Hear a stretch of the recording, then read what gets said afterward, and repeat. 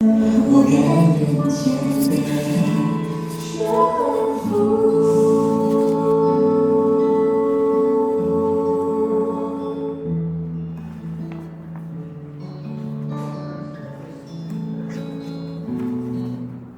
主啊，我们感谢你，愿你的意念高过我们的意念，你的道路高过我们的道路。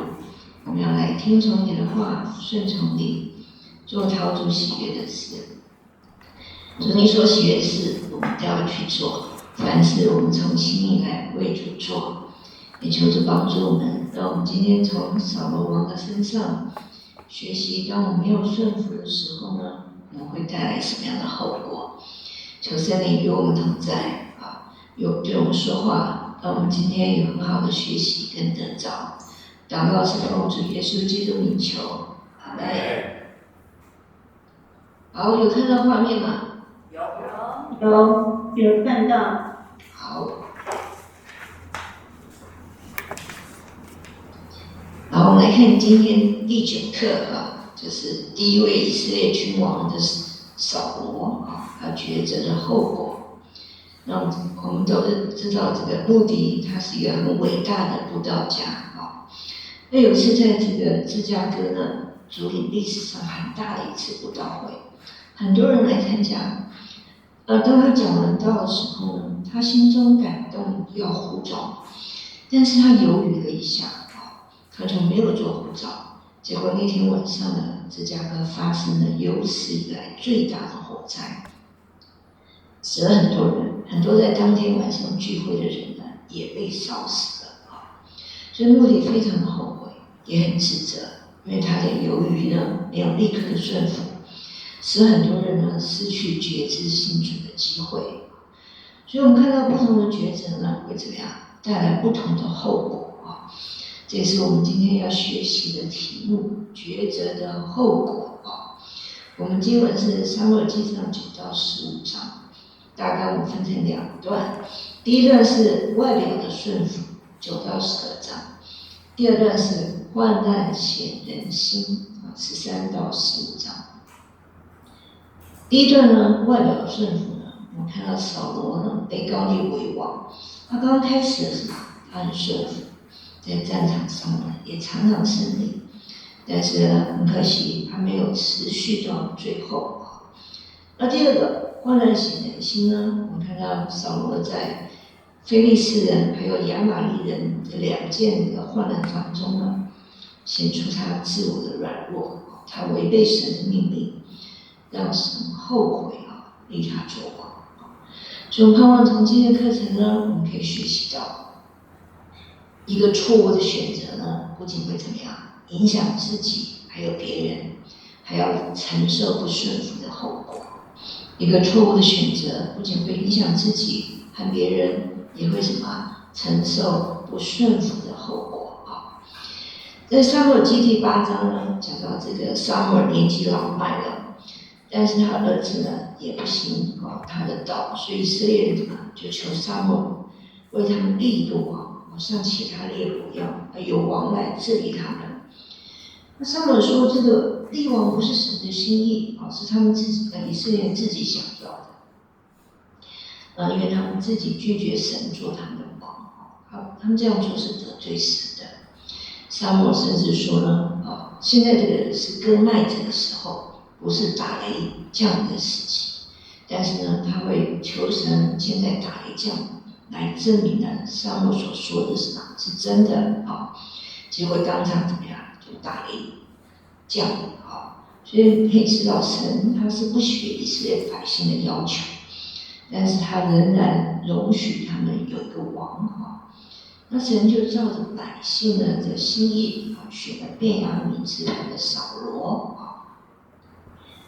那扫罗我们再看9章1到2节的时候，他是什么？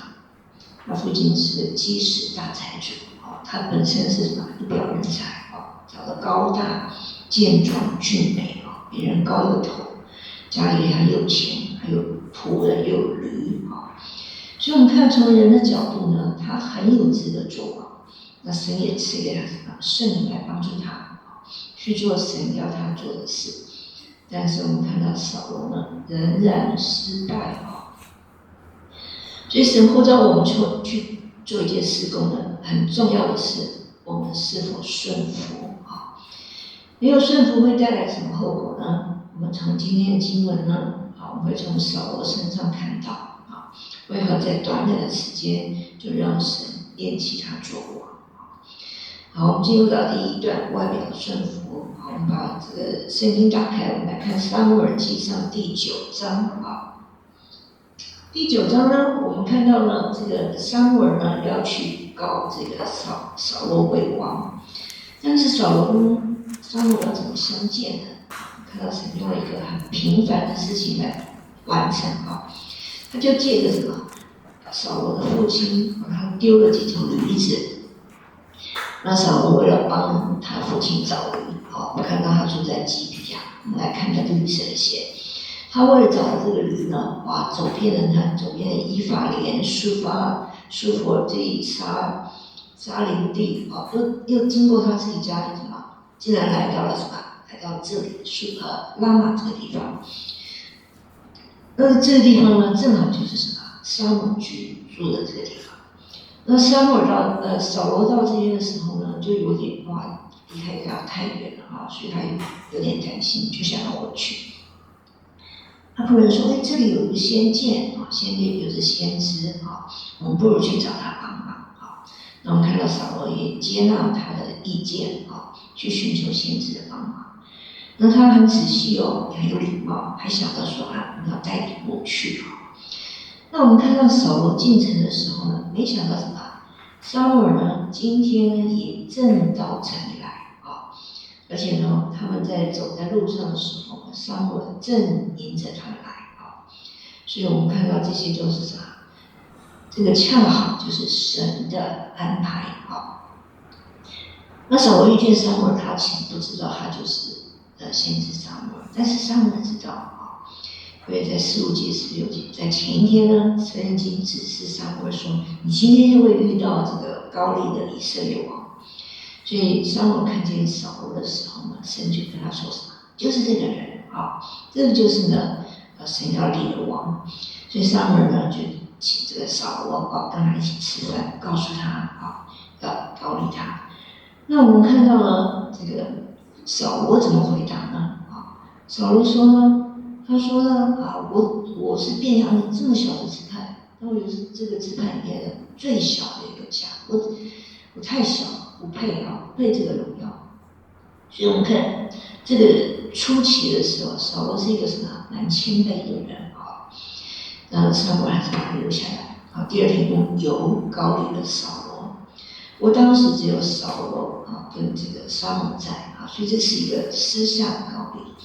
之后我们看到11章的时候，扫罗打败亚门人的时候，在基甲众百姓再次被膏立，这个时候是公开的那在旧约的时代，有3种职分会用油来膏立，一个是君王、先知，还有祭司意思就是要把它分别出来为主所用。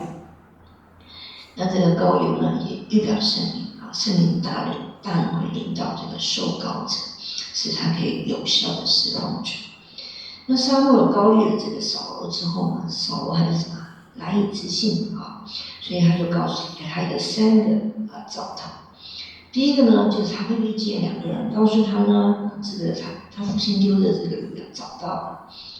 另外他会碰到3个人，我会给他2个，可能更特别会碰到基比亚的一般先知。这时候呢，上帝灵会大大的感动，而且会跟他一起受感说话而且他会变成一个新人那我们看到当日呢，这3件事什么都应验了那我们看到上帝的灵大大感动扫罗那我们来看一下，在旧约的时代，神的灵是怎么工作的？那旧约的时候呢，神的感动或者是讲领到一个人，他是一个临时性的，不是永久性的是有任务的，好让神可以使用他来成就伟大的作为我们在士师的时候有看到，神呼召士师拯救百姓的时候呢，会把神的灵降在他们身上俄陀涅啊、基甸啊、参孙啊都有。可是我们看到，当一个人不顺服，继续不顺服，又不悔改的时候呢，在旧约的时候，圣灵什么会离开他啊？我们看到大卫做了那个淫乱的事情呢，他在诗篇51篇的他祷告是什么？不要从我收回你的圣灵。可是我们在新约信主的人就不会有这个问题啊，因为圣经告诉我们，圣灵内住，而且是什么？永远与我们同住。好，所以我们看到呢，这个扫罗神设立扫罗的心性，他就有感动他，圣灵感动他，成为新人，所以他就跟以前不一样啊，他就有这个能力跟勇气啊。但是呢，我们看到呢，后来这个扫罗权力增长的时候呢，他就开始骄傲，不肯寻求神，所以神的灵呢离开他，让他的能力呢没有了啊。好，所以我们看到在这个10章17节的时候，撒母耳呢这时候就把在米斯巴召集大家啊，他用撤迁的方式来撤除扫罗来做王。那我们会觉得这个撤迁好像是好像很不准啊，好像是一个运气啊。其实我们可以看到箴言16章33节讲到，签放在怀里，定是由什么耶和华啊。所以这个虽然是偷签，可是决定还是什么在神啊。所以他们2支他的宗族最后撤出来是什么？是这个扫罗啊。好，我们看到扫罗被抽中的时候呢，他的反应却什么？躲起来，躲在这个器具。那其他人看到说他怎么躲起来？这样的人怎么可以做我们王呢？啊，所以我们看到扫罗当时并没有得到这众人的认同啊，那他们还藐视他啊。但是我们看到扫罗呢，并没有对这些藐视的人呢要发怒或者惩罚他们，他还宽恕他们啊。然后后面呢，我们看到神还感动了一群人来跟从他啊。所以我们看到这个当我们愿意我们回应神的呼召的时候，神不仅赐力量给我们，也会赐给我们一批同心的同工给我们啊。好，扫罗到这个时候呢，虽然他已经什么称为王啊，可是他只有这个名号，他没有王的待遇啊。圣经说他什么？他还下田工作啊。那怎么办呢？我们看到神呢，就透过这个基列雅比这件事呢来提升他啊，透过这个困难呢来高举扫罗啊，让大家来支持他啊。我们看看11章1节啊，这边讲的什么？亚门人的王拿亚王啊，拿亚王来攻打基列雅比啊。那我们看这个图呢，基列雅比在这里啊，这里是约旦河，它在它的东边啊，它是迦得的属地啊。那基比亚在这里啊，比色基甲，这我们会看到啊。好，亚门人在这，所以亚门人让我们看他们来攻打基列雅比啊，所以那基列雅比呢就打败了啊，他们就求和。可是呢，这个亚门人很残忍啊，这个王很残忍，他们已经什么求和了啊，可是他竟然给他们一个条件，叫他们挖去所有这个男人的右眼啊，才要跟他们讲和立约。去挖这个右眼呢，其实除了有凌辱他们，还有军事的用意，因为他们是什么射箭啊，射箭需要这个右眼啊，所以他们把它挖掉啊，就表示他们要失去这个作战能力。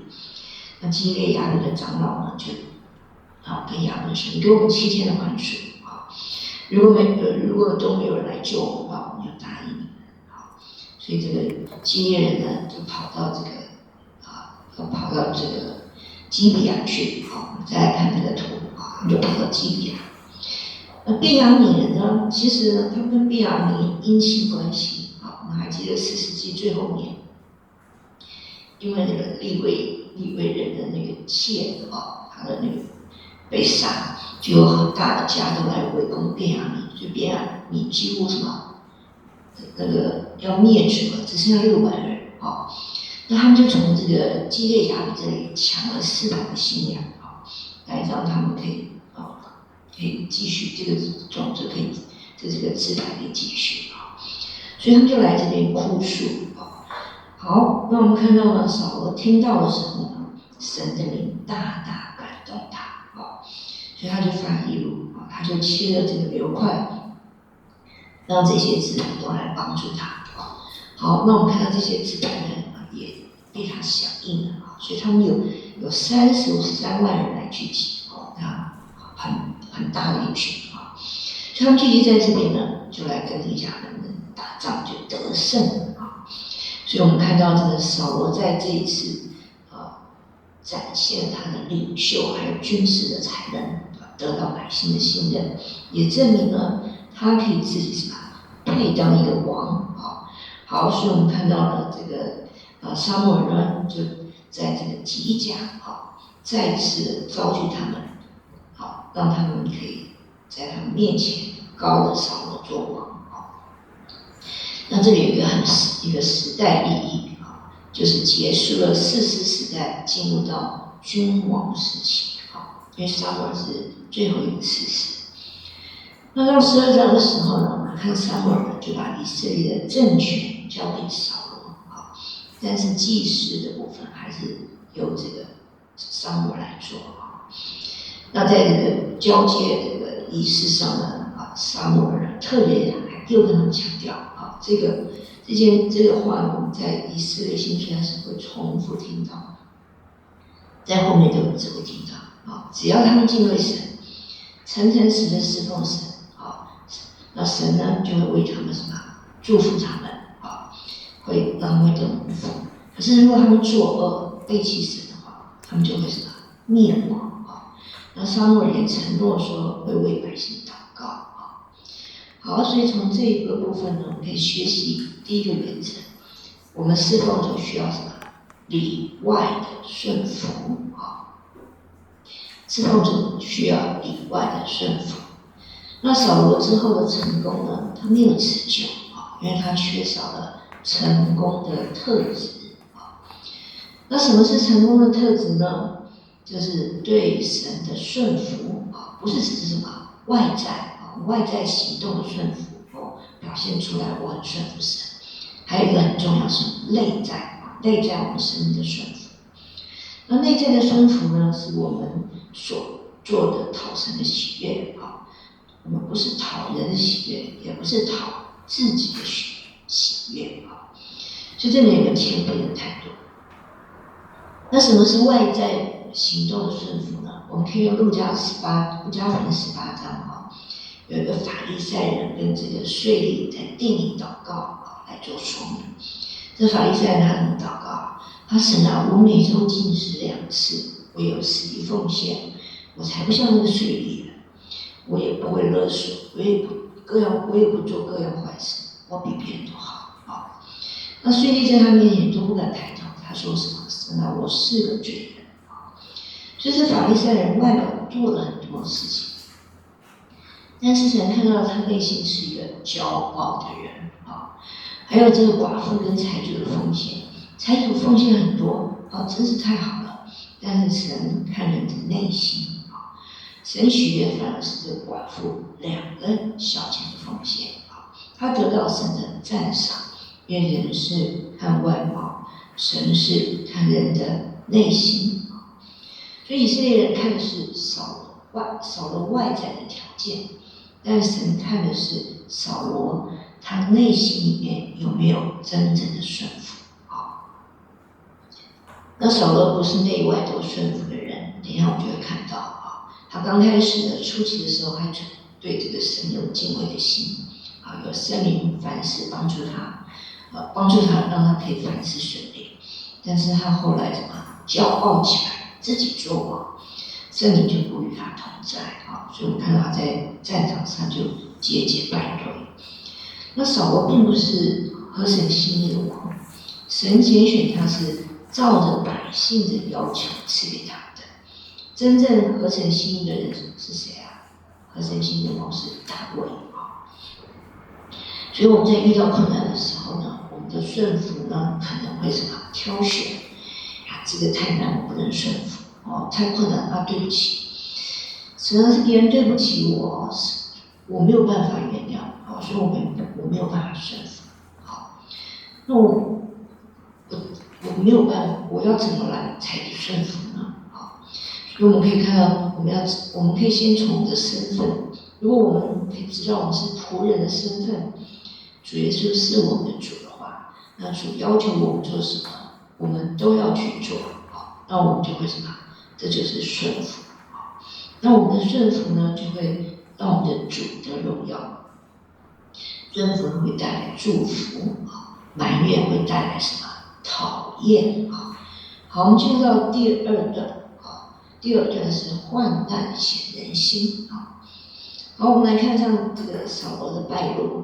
在第13章第1节，他告诉我们，扫罗登基年40岁，做以色列王2年的时候，那扫罗总共做了40年，他才做王第2年的时候，他和这个非利士人还有这个亚玛力人，他们在2次战役的时候，就显出了扫罗没有全心全意的顺服神。他虽然这个时候已经不顺服神，但是我们看到神没有把他马上换掉，还是让他做王。神借着这个与非利士人还有亚玛力人的征战来考验扫罗。到底呢，扫罗侍奉的是谁？是自己还是神？那2次的考验当中呢，我们也看到神给他悔改的机会，但他没有抓住这个悔改机会来顺服主。他都凭己意行事，自己做主做王掌权，最后被神什么弃绝了。好，我们来看这个第一次在13章，这扫罗的第一次违命，他与法利士人征战的时候，他任意妄为，自己献祭。那第2次是他凭己意行事，没有完全灭绝亚玛力人。好，我们来看第1次。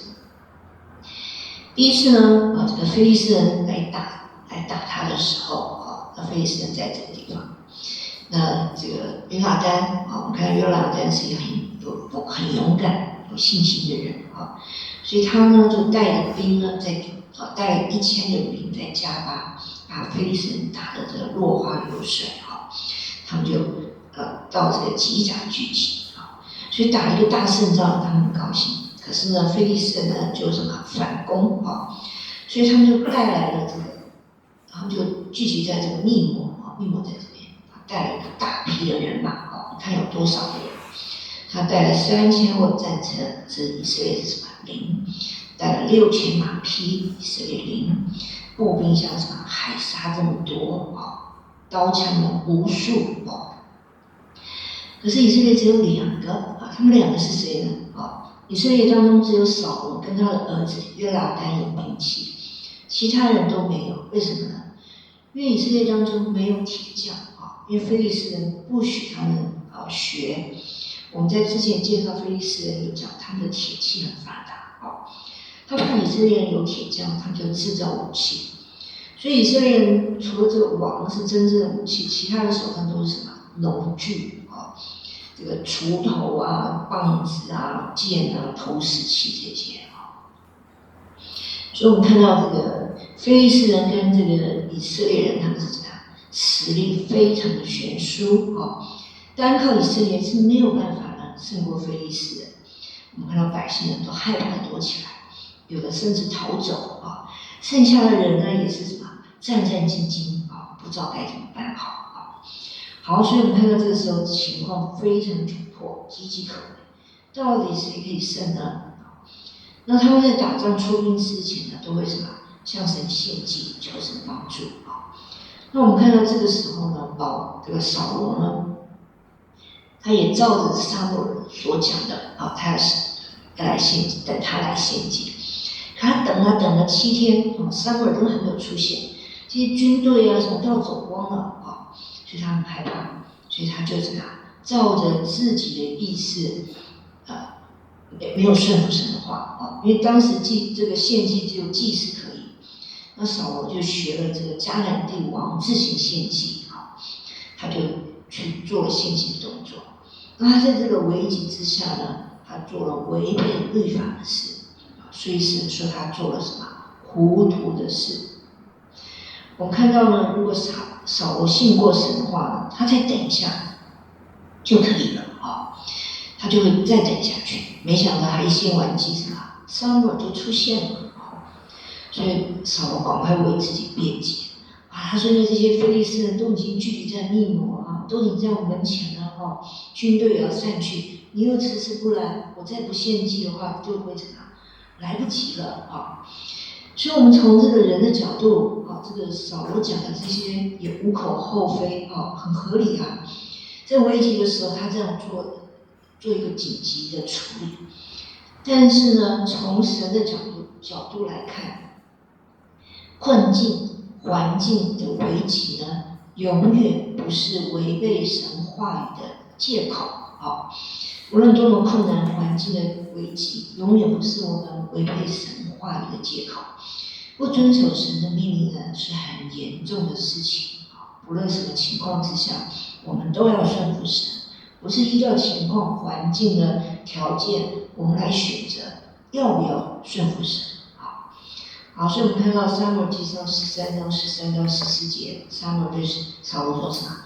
你做了糊涂事了啊！你没有遵守耶和华啊神所吩咐的命令。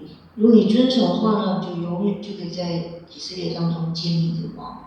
现在呢，他告诉他，你的王位什么必不长久的啊，神会找另外一个合神心意的啊，因为他没有遵守神耶和华所吩咐的。那我们看箴言19章2节，脚步极快，难免什么犯罪啊，所以扫罗很急躁，自作主张。就违背了神的命令，所以神要找另外一个人来做王啊。很多时候我们也是拼命侍奉，很难停下来。有时候我们要来学习什么？等候的功课啊。神要我们来学习顺服啊，把结果交给他，不要着急啊。我们看到扫罗用自己的方法解决，没有信靠神啊。好，所以我们看到呢，在接下来怎么办呢？在14章的时候，以色列很害怕的时候，只有什么约拿单有信心啊。他跟扫罗王不一样，他相信呢，依靠神就可以什么得胜啊。他说呢，他跟这个让他拿兵器的人讲说，那我们到这个非利士的这个营地里面去啊。他相信呢，神会把他交在他们手中啊，因为怎么样？耶和华使人得胜，不在乎什么人多人少啊，所以他就到了那边去。到了那边去呢，果真神给他一个证据啊，让他确定是要交在他手中啊。所以他在一个很小的地方杀了20个人，就引起了什么非利士人大惊慌啊，造成他们这个大军溃散啊，自相残杀，以为这个以色列大军来了啊，他们就互相砍杀，所以就慌乱逃走啊。所以扫罗这个时候也带兵来，让他乘胜追击，所以他们就一直打到这个亚伯文啊。所以因着这个约拿单的这个信心，让他们经历凡信靠神的人必不致羞愧。可是扫罗又做出了一件事情啊，那我们知道打仗最需要什么？体力啊。可是他需要这个食物来补充啊，可是他却要百姓来发誓啊，不到晚上向敌人报完仇的时候不能吃，吃了会受咒诅啊。因为扫罗这个错误呢，造成这些百姓啊，他们很疲乏啊，没有办法取得更大的丈夫。那这个时候，那个约拿单也不知道这个禁食的禁令，他就吃了命。他说，这个他也不认同这个扫罗王做的事情。他说：“你们赶快吃吧啊！”结果这些百姓太饿了啊，他们就顾不得就还没有这个带着血，还没有斩杀，还没有照过他们的方式来处理这个牲畜，就带着血吃下去，就干犯了这个律法得罪了神啊。所以扫罗就要什么？就要抓这个战犯啊，可是他知道是约拉丹，他还是要杀他。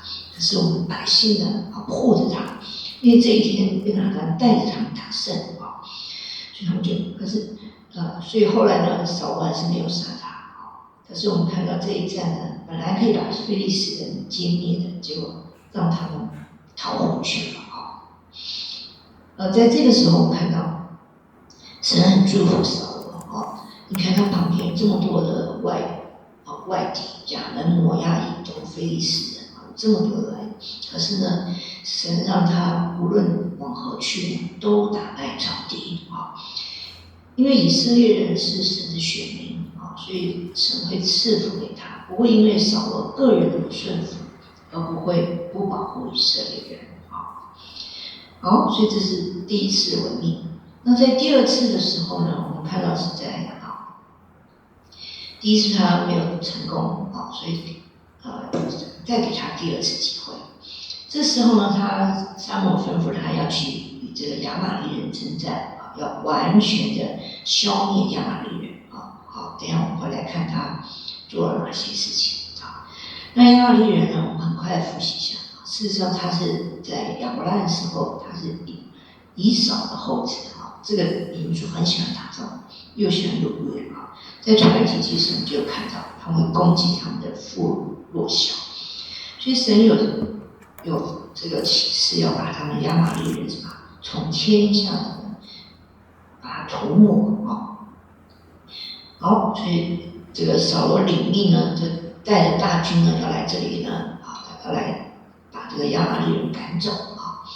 那亚玛力人里面还有一个基尼人啊，基尼人呢就是我们在4世纪有看到一个很力气很大的那个女士雅意，她钉钉子把那个西西拉将军钉死的，她就是基利人啊，因为她知道，所以他们先叫基利人离开啊。好，所以我们看到呢，扫罗这次也是什么大获全胜啊。但是我们看到呢，他大获全胜的时候呢，他的回应是什么？神的吩咐是什么？要灭尽他们所有的。但是呢，他生前的亚甲王，其他人杀了，可是亚甲王没有杀。神说不可怜惜他们，要将男女孩童、吃奶、牛羊、骆驼，通通要杀死。但是他怜惜亚甲，爱惜上好的牛羊啊，只杀了这个比较瘦弱的。所以我们看到他怎么样？他有没有顺服神的命令啊？没有，他是什么部分的顺从啊，并不是真正顺从。他跟这个亚干犯了同样的罪，把神当灭之物啊！所以我们看到是这个扫罗王带以色列全军的陷在这个罪中啊！所以我们看到扫罗服侍的不是神，而是什么？自己，他自己就是神啊！很明显，他是部分的顺服啊！所以我们看到呢，15章第11节，神跟撒母耳说什么？我立扫罗为王，我后悔了啊，因为他说去不跟从我，不遵守我的命令。那神这边后悔呢，不是说神做了错误的决定，而是表示神内心的忧伤啊。扫罗呢，他不按照自己的心思来做，只想到自己的利益，不顾神的命令啊。我们看到呢，他还怎么样？还在这个加密为自己立了一个碑啊。不像撒母耳立了一个以便以谢纪念碑，是来做什么？纪念神啊。但是呢，扫罗立的碑呢是纪念自己啊。我们看到这个撒母耳为这个扫罗做的事情忧伤，终夜来求告神。好，那扫罗呢撒母耳也来责备这个扫罗，你为什么没有听从神的话呢？我们看看扫罗他怎么来回答哈。他狡辩自己没有罪啊。他说呢，神告诉我命令，我有遵守了，我都已经遵守了啊。问题在哪里呢？撒母耳说，那我听到牛羊是叫是怎么回事？那都是百姓啊，他们想要把这些牛羊呢献祭给神，其余的我都灭尽啊。他就说，这个我们看到这个撒母耳怎么样讲？说你住口啊，你根本就没有这个照着神的话来做。那扫罗不服，他说我实在听了是百姓啊。所以我们看到呢，他的这个扫罗呢，在这边呢，他脚边有推诿啊，而且他在15节、20节竟然称耶和华神是什么？你的神，而不是我的神啊。所以我们看到在22节到23节，可以一起来看啊。耶和华喜悦燔祭和平安祭，岂如喜悦人听从他的话呢？啊，这句我们常会背起来啊。听命胜于什么？献祭，顺从呢胜于公羊的脂油啊。悖逆呢行邪术，都是什么？同样啊，拜偶像啊。所以他所做的事情是违背神的命令，所以神要来厌弃他做王啊。好，所以我们看到呢，这个神要的顺服不是献祭啊，但是扫罗呢，他却选择要顺服在这个仇敌魔鬼之下，自己做生命的主宰啊。好，所以扫罗呢，他既然什么？他既然说我有罪了啊，但是我们看到他不是真心的啊。他说我因为惧怕百姓，听从他的话，他不是真心的，因为他很在意百姓的想法，他想要什么？他要撒母耳跟他一起去啊，他要去敬拜神啊。那我们看到呢，撒母耳呢坚决说：“我才不跟你去的啊，我不跟这种违背神的人去。”那扫罗很急，就把他衣襟扯断了。那衣襟扯断在旧约是一个很严重的事情，表示一个断绝的关系啊。所以撒母耳就说了一个很决绝的话：“这个国已经跟他断绝。”这会赐给另外更好的人啊。好，扫罗又求情啊，我有罪。他讲这些呢，其实的用意是什么？他要撒母耳回去，因为他不想在这个百姓还有长老面前什么丢面子啊。他在意的是什么？他要他回去，不是为了神的缘故，而是什么面子的问题啊。他并不是为了国家兴亡，而是为了自己的王位。所以这是一个很悲哀的事情。好，所以我们看到撒母耳很生气，就把亚甲王杀了啊，至死没有再跟这个撒母耳相见啊。所以我们从到这一段呢，我们可以学习到一个原则：平日我们叫什么？养成顺服的习惯啊，困境的时候呢，就不难顺服。我们平时就要什么？养成顺服的习惯啊！遇到困难的时候呢，我们才什么？不会选错。那好像运动员的养成，他们是什么？每天都练习，风雨无阻的练习啊！所以扫罗他是外表的顺服啊，是挑选性的顺服。这个我可以顺服，那个呢我不要顺服啊！所以生命没有办法真正的改变，他的老我一直没有办法自死。只有外表的顺服呢，这不是真正的顺服啊！所以我们会发现，在我们生命当中，奇怪，有些事情为什么一直重复发生？其实这是神是给我们机会去学习啊。比如说一些人际关系，或者夫妻关系，会重复发生啊。但是神要我们去学习，有机会去学习。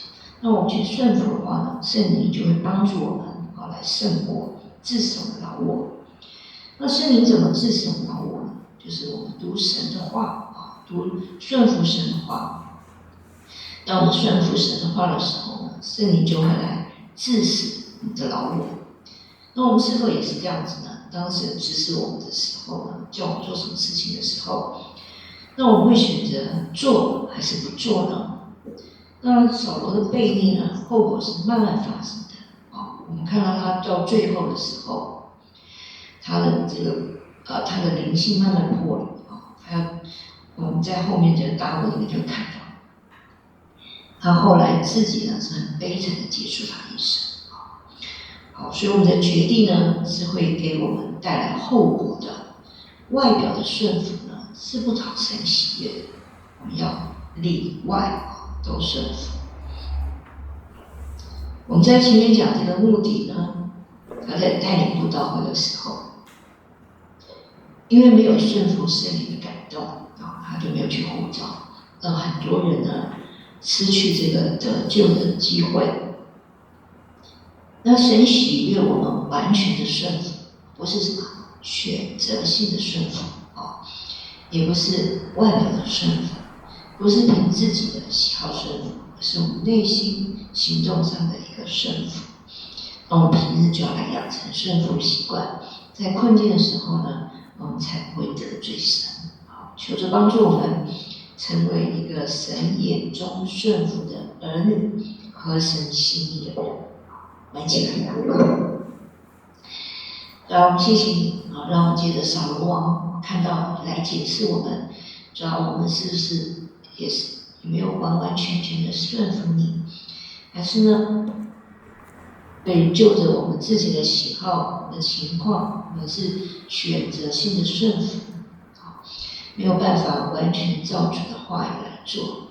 求主帮助我们让我们每天更多的分出时间来亲近你。每天呢，就来从主的话语来学习让我们更想你让我们更明白主的心意让我们更越来做顺服人儿女。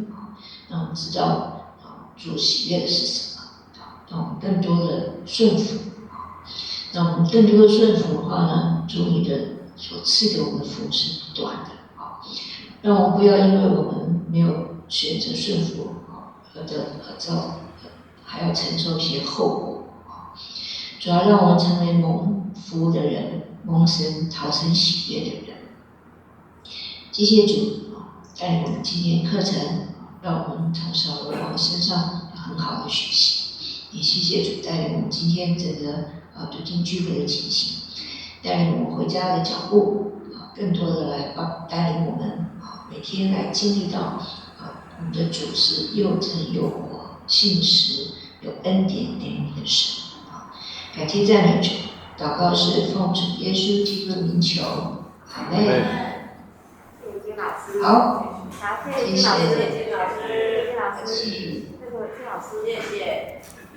谢，哇，今天